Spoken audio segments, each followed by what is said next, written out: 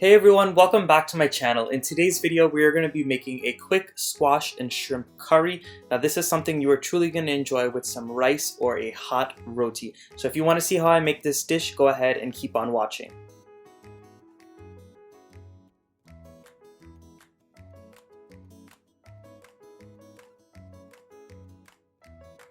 The first step when making this recipe is to go ahead and prep your squash. So today I'm using zucchini, but if you wanted to, you could go ahead and use that smooth skin green squash that you get from the Asian market or from the West Indian store. Now, being that we are under quarantine, I don't have access to go to one of those stores right now, so that's why I'm using zucchini, because they have somewhat of the same texture and they also have the same taste. So basically, you're going to peel your zucchini or your squash if you're using it, and then you're going to go ahead and dice it up into small pieces. Now, some people actually like to make it into big chunks. Some people like to make it into fine pieces, like how I do it. I like to do it in fine pieces because in the end, I like it to melt away into the curry anyways, but some people like it chunkier. So do it whatever way you want to.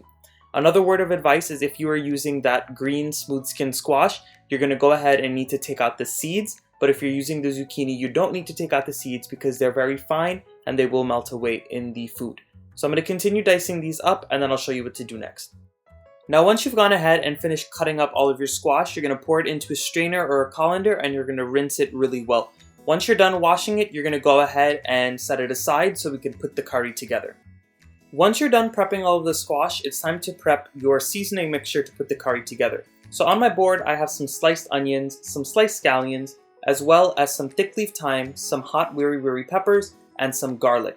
Now the wiri peppers, the garlic, as well as the thick leaf thyme are going to go in my little mortar and pestle here, and I'm going to pound them out really well so this way I can form a paste. Now if you don't have wiri peppers, you can go ahead and substitute any other hot pepper, or you can omit it if you do not like spicy food. Whenever you're using your mortar and pestle, it's always nice to go ahead and add in a little spoonful of salt when you are grinding anything. I find that the salt acts like an abrasive and it helps to pound out the ingredients much easier to form that paste. So after you finish getting all of those ingredients pounded into a paste, you're going to add it into a bowl, and then you're going to go in with some curry powder as well as some masala. Remember, I use homemade masala that my family makes. If you want to see how we put that together, I'll link the video right up here in the right hand corner. Now once you add your curry powder and your masala into the bowl with the seasonings, you're going to mix it up really well, and if it is very thick like this, you're going to go ahead and add in just a little touch of water to loosen it a bit. And once you add in that water, you can go ahead and stir it up and you can set that aside to begin the cooking process. After all of your ingredients are prepped and ready to go, you're going to heat up a heavy bottom pot and you're going to add in some light tasting oil. Now you can use any type of oil that you want. I'm using olive oil today, but if you wanted to, you could use some vegetable oil or canola oil or any other type of oil. And I'm also going to go in with a few cumin seeds just so they can permeate and season that oil.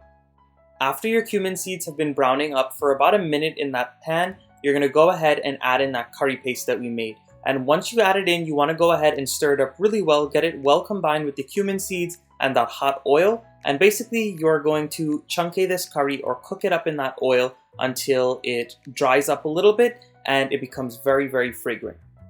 And after about 4 minutes of cooking, you're going to see that it dries up a bit and it starts to catch or stick at the bottom a little bit, and that's exactly what you want. At that point, you're going to go ahead and add in your sliced onions as well as your scallions.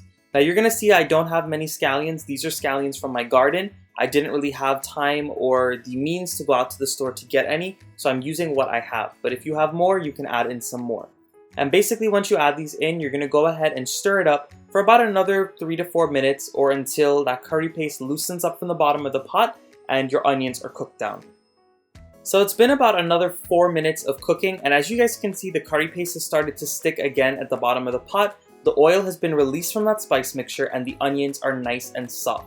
So at this point, we're going to go in with our small cut squash, and basically what you're going to do is you're going to go ahead and stir it up really well, and you're going to allow it to cook on a medium to medium low heat for about 10 to 15 minutes or until that squash releases all of the water in it. Squash or zucchini is something that has a lot of water content in it, so you want to go ahead and burn some of it off so you don't get a very watery curry. This is what the squash looks like after about 6 minutes of cooking in that curry paste. My heat is still on a medium heat and I left my pot uncovered. As you guys can see, it does have a lot of water that it did release, so I'm going to continue to cook it until some of that water dries up a little bit more. So my zucchini in the curry has been cooking for about another 6 to 7 minutes covered, and as you guys can see, it has started to dry up a bit and it started to stick at the bottom a little bit more. This is exactly what you want, and by it sticking at the bottom, you're starting to develop more rich curry flavors. Now what you're going to go ahead and do is add in a little bit of coconut milk. This part is totally optional. If you don't want to use coconut milk, you can add in a little bit of water just to loosen everything up. But I like the coconut milk, especially with the shrimp that we're going to add in. It adds a nice richness to the dish. So at this point, we're going to go ahead and cover it again, and I'm going to allow it to cook for about another 5 to 6 minutes until that zucchini melts away a little bit more. So my zucchini's been covered and cooking for another 5 minutes. As you guys can see, it has melted away really well, and this is the texture I am happy with. So at this point, you want to go ahead and taste it and maybe add in a little more salt or a little bit of black pepper, and then we're going to move on to the next step. So once the curry is done, we're going to focus on the shrimp. Now you have two choices. You can go ahead and take your raw shrimp and dump it right into the curry and allow it to cook, or you can brown them off like I am doing here. I prefer to brown them off because I find that it takes a little bit of that fishiness or rankness away from the shrimp before you add it into your curry, but it's totally up to your own taste and preferences. So in a heavy bottom skillet, I added in some oil and I put it on a high heat and I put my shrimp in, and I'm going to allow it to cook on each side for about 1 to 2 minutes, or basically until the shrimp is golden brown on each side.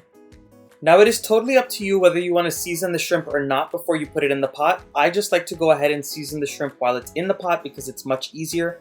So I'm just going in with a little bit of dried Guyanese thyme as well as some black pepper, and I'm going to let it cook. As you guys can see, my shrimp is bubbling up really nicely in the pan, and at this point I'm going to go in and start to flip it over. Remember, you only want to cook the shrimp about 1 to 2 minutes per side because you do not want to overcook them, because if you do, they will be a little rubbery once you add them to the curry. So I'm going to flip them all over, allow them to cook for maybe another minute or two until they brown up on the next side, and then I'll show you what to do next.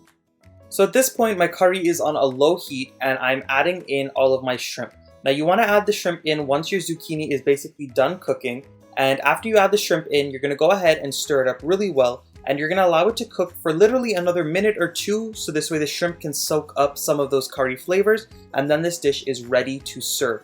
You want to give it one final taste for some salt, maybe a little bit of black pepper, and see if you want to add a little bit more hot pepper in there as well. And if you had some fresh scallions, you can dice those up and sprinkle them on top.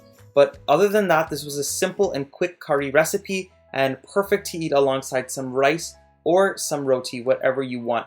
Today I'm serving mine with some gluten-free roti that I made, and if you want to see how to make that, go ahead and check out my video. I'll have it linked right up here in the right hand corner. But other than that, I hope you guys enjoyed. If you enjoyed the video, go ahead and give it a nice big thumbs up. Subscribe to my channel if you are not subscribed yet, and of course keep leaving your amazing comments down below. I hope you guys are staying home and I hope you all are staying safe. I'll see you guys again in my next video.